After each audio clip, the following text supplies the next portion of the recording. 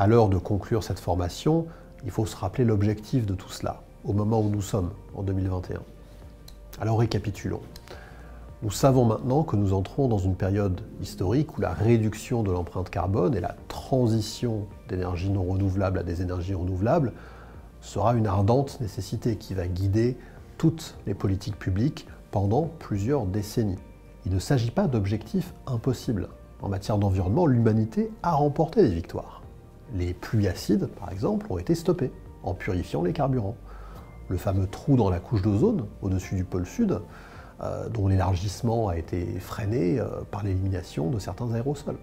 En revanche, la limitation du réchauffement climatique et la transition énergétique sont des objectifs de très longue haleine, plusieurs décennies.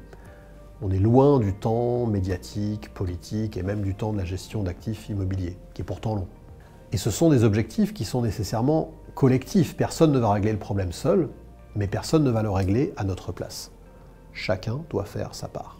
Nous savons que la part de l'immobilier dans le réchauffement climatique est prépondérante. 40% des consommations d'énergie, 36% des émissions carbone totales.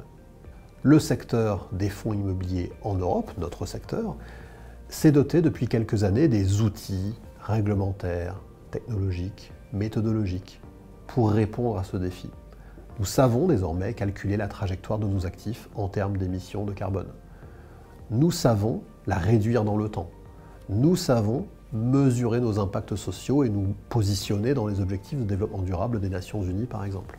Nous sommes désormais en mesure de le faire savoir aussi, et sans démagogie, à nos clients, grâce au label ISR, peut-être demain un écolabel européen, grâce aussi à la réglementation SFDR, Sustainable Finance Disclosure Regulation, réglementation sur les déclarations en finances durables en français, qui nous oblige à afficher sur quels fonds nous nous fixons des objectifs de développement durable. L'ensemble de nos clients pourra désormais faire son marché et privilégier, s'il le souhaite, les fonds qui ont une dimension extra-financière.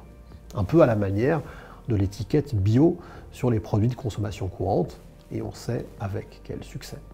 Dans cette formation, nous avons voulu remettre dans leur contexte historique et leur contexte mondial les procédures que nous développons pour notre travail quotidien de gestion. Surtout, nous avons voulu rappeler les objectifs collectifs dans lesquels nous nous inscrivons. Bien entendu, il ne s'agit ici que d'une courte, très courte vulgarisation et elle n'a d'autre ambition que de vous donner l'envie d'approfondir le sujet.